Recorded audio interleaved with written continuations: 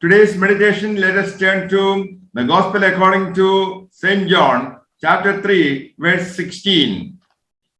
There, आज का जो वचन है वो है यूहन्ना रचित सुसमाचार उसका 3 अध्याय उसका 16 पद। क्योंकि परमेश्वर ने से ऐसा प्रेम रखा कि उसने अपना इकलौता पुत्र दे दिया ताकि जो कोई उस पर विश्वास करे वह नष्ट ना हो परंतु अनंत जीवन पाए। For God so loved the world that he gave his only begotten Son, that everyone who believes into him would not perish but would have eternal life. परमेश्वर ने जगत से ऐसा प्रेम रखा कि उसने अपने इकलौते पुत्र को दे दिया ताकि जो कोई भी उस पर विश्वास करे वो नाश ना हो परंतु अनंत जीवन पाए। We must thank God the Father for giving his only Son. हमें परमेश्वर का धन्यवाद करना चाहिए कि उसने अपने इकलौते पुत्र को हमारे लिए भेजा। Jesus was sent to the world to die for sinners. परमेश्वर को इस जगत में भेजा गया ताकि वो हम जैसे पापियों के लिए वो मर सके। Cross is the clearest place where we see God's amazing love. और जो वो क्रूस है उसे जब हम देखते हैं कि वो एकदम से क्लियर वो जगह है जहां पे हम देखते हैं परमेश्वर का उस प्यार को। Jesus dying for sinners. परमेश्वर जो है वो मरा वो हम जैसे पापियों के लिए। Dying for others is the greatest example of love. अगर हम किसी और के लिए मरते हैं तो ये एक बहुत ही महान एक उदाहरण है प्यार का। God wanted to save the sinners from their sins. क्योंकि परमेश्वर चाहते थे कि जो पापी हैं वो अपने पाप से बचाए जाएं। Jesus is God's gift to the world. और जो यीशु मसीह है वो जगत के लिए एक तोहफे की तरह आया। God so loved the world that he gave his only begotten Son. परमेश्वर ने जगत से इतना प्रेम किया कि उसने अपने इकलौते पुत्र को इस जगत के लिए दे दिया। The people in the world do not deserve such a treatment from God the Father. और जो इस जगत के लोग हैं वो इस योग्य नहीं है कि उस परमेश्वर की इस महानता को वो एक्सेप्ट कर सके। The attribute of God is grace. और क्योंकि परमेश्वर का ऐसा स्वभाव है कि वो आशीष देता है। God treated the sinners well despite their behavior. और वो पापियों को उसके स्वभाव के अनुसार उनको ट्रीट नहीं करता। Sinners deserved punishment and death. क्योंकि जो पापी होते हैं उन्हें सजा दी जाती है, उन्हें मौत की सजा दी जाती है। But God loved them. लेकिन परमेश्वर ने उनसे प्यार किया। God treated well despite what they deserved. और परमेश्वर ने उनके साथ बहुत अच्छा व्यवहार किया जबकि उन्हें सजा दी जानी चाहिए थी। So instead of punishing them, God accepted them. और उन्हें सजा देने के बजाय परमेश्वर ने उन्हें ग्रहण किया। God decided to bless them. परमेश्वर ने ये सोचा कि उन्हें आशीष दी जाए। God allowed them to enter a place they do not deserve. और परमेश्वर ने ये अनुमति दी कि वो उस जगह पे जाए जहां पे वो उस योग्य नहीं थे। The Lord has shown his grace to those who come by faith to Jesus Christ. परमेश्वर ने उन्हें अपनी आशीष दी जो उसके पास विश्वास के द्वारा आए थे। God loved the world because everyone in this world was created in the image of God. और परमेश्वर ने जगत से इसलिए इतना प्यार किया क्योंकि परमेश्वर ने अपने ही स्वरूप में उन लोगों को बनाया था। What we find here is a powerful declaration. But हम यहाँ पे देखते हैं एक बहुत ही शक्तिशाली हम एक उदाहरण को देखते हैं। It's a powerful declaration of the gospel that God loved everyone in the world in spite of their sin. हम यहाँ पे एक बहुत ही शक्तिशाली वचन को देखते हैं कि परमेश्वर ने हमें इस संसार के पापों को छोड़ के भी उसने हमसे कितना प्यार किया है। God did not wait for for people to change their minds and seek God. और परमेश्वर ने इसका इंतजार नहीं किया कि लोग अपने मन को बदलेंगे, उसके बाद परमेश्वर को खोजने के लिए निकलेंगे। God took the initiative. लेकिन परमेश्वर ने इनिशिएटिव लिया। People do not deserve that kind of a love from God. और जो लोग इस संसार के होते हैं, इस तरह के प्यार को वो के योग्य नहीं होते। God did not wait for their repentance. और परमेश्वर ने उनके पश्चाताप का इंतजार नहीं किया। God so loved the world that He sent His only begotten Son. परमेश्वर ने जगत से इतना प्यार किया कि उसने अपने इकलौते पुत्र को हमारे लिए दे दिया। The Jewish people believed that God only loved Israel. और जो यहूदी लोग थे वो ये सोचते थे कि परमेश्वर केवल इजरायली लोगों को मोहब्बत करते हैं। But by sending Jesus Christ to the world, God proved that He loves everyone in this world. और लेकिन जब उसने यीशु मसीह को इस जगत में भेजा, तब उसने ये साबित कर दिया कि वो पूरे संसार से प्रेम करता है। That is the universal offer of salvation. और ये जो है वो यूनिवर्स का ये एकदम से ऑफर था हमारे लिए उद्धार के लिए। This was revolutionary. और ये एक बहुत ही आश्चर्य की बात थी। The Jewish people believed God loved only this particular group of people. और जैसे कि यहूदी लोग कहते थे कि परमेश्वर केवल एक ही समूह के लोगों से प्यार करता है। That was a wrong idea of the Jews. और ये एक गलत उनका सोच था यहूदी लोगों का। God loving the entire world, that is a new idea. लेकिन परमेश्वर ने पूरे जगत से प्यार किया और उनका एक नया ये विषय था। So everyone in this world has committed sin. और इस जगत में जितने भी लोग हैं उन्होंने सबने पाप किया है। We live in a fallen world. हम जो है वो एक बहुत ही बुरे इस जगत में रहते हैं। Because of sin, the people are fallen. और इस पाप के द्वारा ही जो लोग हैं वो गिरते हैं। People have sin and devil. और लोगों के अंदर वो पाप है, उनके अंदर शैतान है। They need Christ or they will perish. और उन्हें एक क्राइस्ट की जरूरत है। So the idea of sending Jesus Christ to save the world is a revolutionary idea. और इस परमेश्वर को यीशु को इस जगत में भेजना उनकी एक नई सोच थी। It also shows God's love is limitless. और ये हमें ये भी दर्शाता है कि जो परमेश्वर का जो प्यार है वो सीमा रहित है। God's love is wide enough to embrace all mankind. और परमेश्वर का प्रेम इतना बड़ा है कि वो सारे जगत के लोगों को वो घेर सकता है। God love did not just feel for the plight of a fallen world. और उसका जो प्रेम है वो केवल इस जगत के लिए ही केवल वो महसूस नहीं होता। God did something about it. और लेकिन परमेश्वर ने इसके लिए काम भी किया है। God gave the most precious thing he had. और परमेश्वर ने अपनी सबसे कीमती चीज को दिया जो उसके पास थी। God sent his only begotten son. उसने अपने इकलौते पुत्र को दे दिया। God had no other similar sons in the world. और परमेश्वर के पास वैसा ही कोई एक दूसरा बेटा नहीं था। Jesus was the unique son of God the Father. और परमेश्वर का वो एक इकलौता और यूनिक जो उसका पुत्र था। That is the redemption plan of the Almighty God.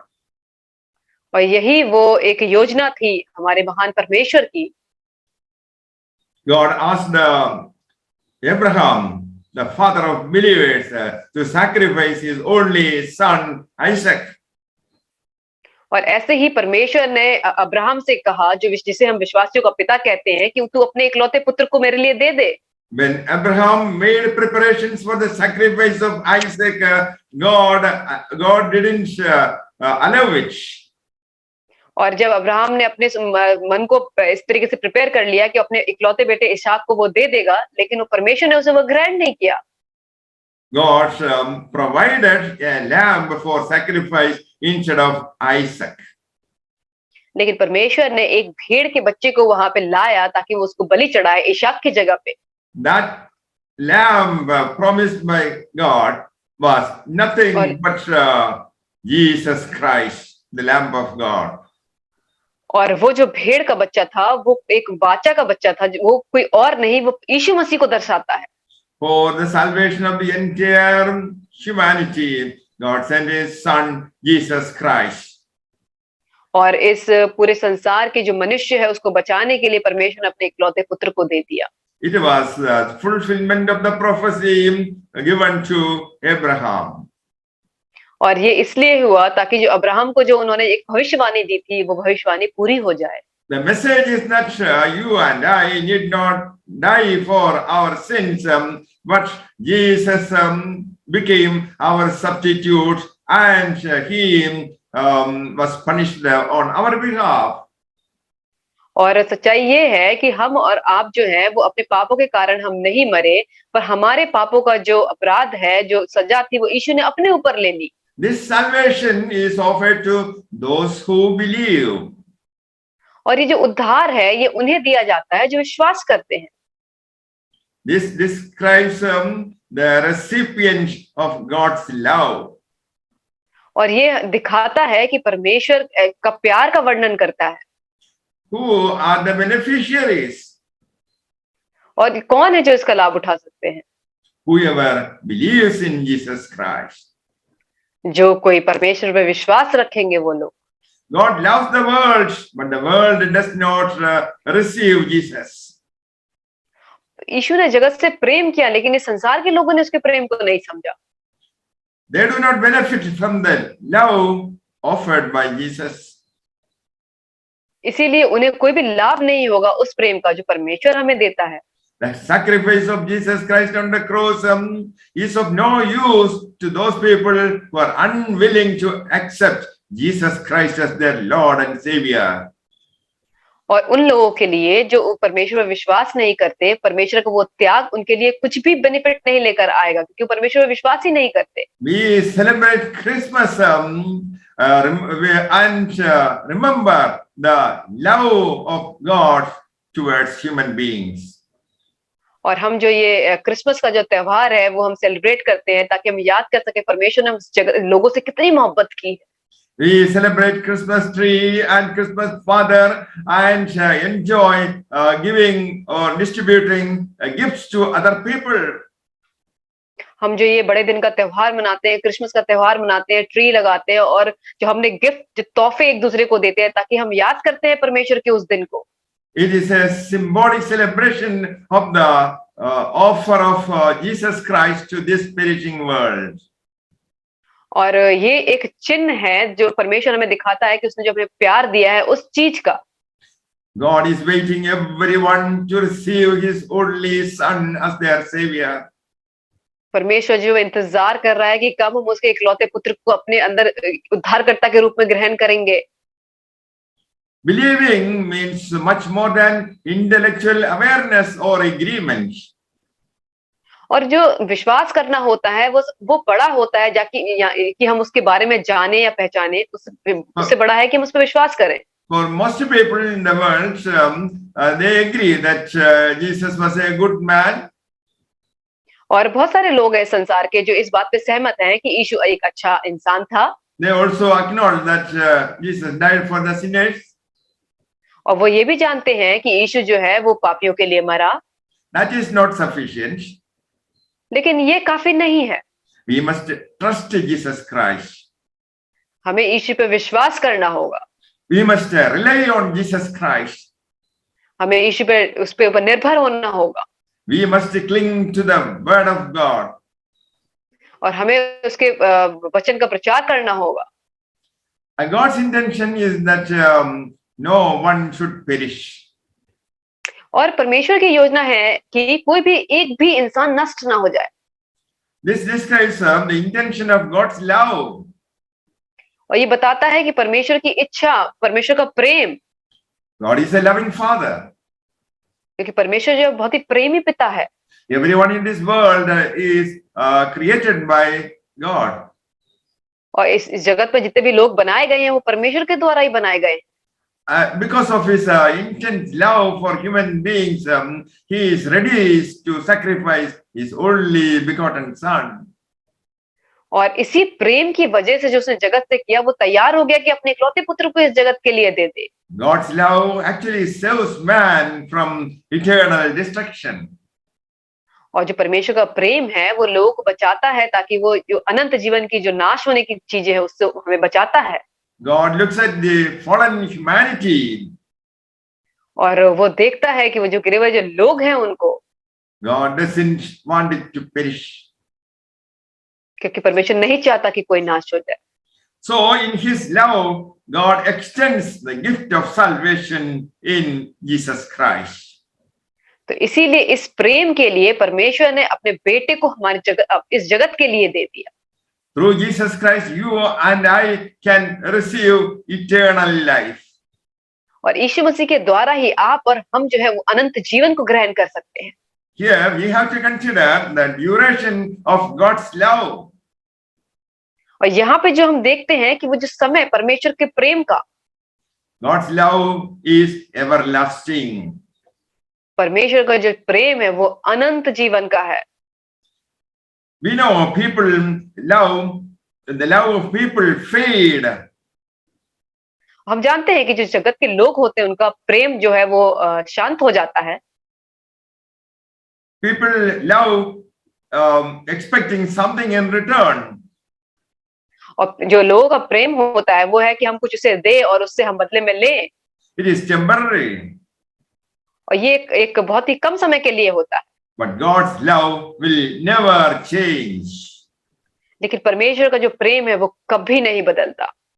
God regenerates each and every one by the Holy Spirit. और जो परमेश्वर का प्रेम होता है वो लोगों को नया बनाता है उस पवित्र आत्मा के जरिए। That is how we receive eternal life.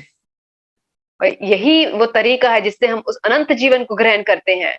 My dear friend, the love of God is limitless. God is limitless. No boundary. जो परमेश्वर का प्रेम है उसकी कोई भी सीमा नहीं है। God's love embraces all mankind. परमेश्वर का प्रेम जो है सारे लोगों को मिला लेता है। Irrespective of the nationality or language or continent, Jesus loves everyone in all generations. परमेश्वर का प्रेम इस पे निर्भर नहीं है कि हम किस जाति के हैं, किस देश के हैं, हम कौन सी भाषा बोलते हैं, परंतु वो सबसे प्रेम करता है। Because of the intense love of God the Father, no sacrifice was too great. और परमेश्वर के इस घोर प्रेम की वजह से उसने वो कोई भी उस त्याग को नहीं समझा कि हम लोगों के लिए क्या दे रहे हैं। So God offered the best that he had to give. और परमेश्वर ने एकदम से बहुत ही बेस्ट चीजों को दिया जो वो दे सकता था। God gave his only son, Jesus Christ. परमेश्वर ने अपने इकलौते पुत्र यीशु मसीह को दे दिए। Jesus is his beloved, well-beloved son. और यीशु मसीह जो था उसका बहुत ही प्रिय पुत्र था। So we have to believe to receive Jesus. और हमें विश्वास करना होगा यीशु मसीह को ग्रहण करने के लिए। We are receiving Jesus Christ into our life. हम जो है वो परमेश्वर को ग्रहण कर रहे हैं अपने जीवन में। And we are united to Jesus as one. और हम जो है यीशु मसीह में एक होते जा रहे हैं। So God so loved the world that he gave his only begotten son. तो परमेश्वर ने जगत से इतना प्रेम किया कि उसने अपने इकलौते पुत्र को हमारे लिए दे दिया। If you are a born again Christian, you are a son of God. अगर आप एक फिर से जन्माए हुए मसीह हैं तो आप परमेश्वर के पुत्र हैं। If you are born again, that means you have received the son. अगर हम फिर से हम उत्पन्न होते हैं तो इसका मतलब ये है कि हमने यीशु को ग्रहण किया है। God gave his son to the sinners. परमेश्वर ने अपने पुत्र को दिया इन पापियों के लिए। But most sinners have not received Jesus as their Lord and Savior. लेकिन बहुत सारे पापियों ने अभी तक यीशु को अपना उद्धारकर्ता कहने के रूप में ग्रहण नहीं किया। When we celebrate Christmas, we must remember there are millions of people who have not yet received the Son offered by God the Father. और जब भी हम इस क्रिसमस के त्योहार को जब भी हम सेलिब्रेट करें तो हमें याद रखें कि बहुत सारे ऐसे लोग हैं जिन्होंने परमेश्वर के पुत्र को अभी तक अपने उद्धारकर्ता के रूप में ग्रहण नहीं किया है। Those precious souls are destroyed because they have no knowledge of Jesus Christ. और वो कीमती आत्माएं यूं ही बर्बाद होती जा रही है क्योंकि उनके पास कोई भी ज्ञान नहीं है इस मसीह के बारे में। They are perishing, their souls are perishing. उनकी जो आत्माएं हैं वो नाश होती जा रही है। And one day we will be held responsible for the unsaved people. और एक दिन हम ही जिम्मेदार होंगे जो लोग बचाए नहीं गए हैं उनकी वजह से। Jesus said, harvest is plenty. परमेश्वर ने कहा है कि खेत तो पक चुके हैं। Unless you reap on time, the harvest will be destroyed. अगर हम समय के अनुसार कटाई ना करें तो जो भी खेती है वो बर्बाद हो जाएगी। So most people have only a mere knowledge of Jesus Christ. तो बहुत सारे लोग हैं जिनके पास बहुत ही कम ज्ञान है यीशु मसीह के बारे में। You must accept Jesus Christ as a part of your life. और हमें यीशु मसीह को अपने शरीर का एक हिस्सा की तरह ग्रहण करना चाहिए।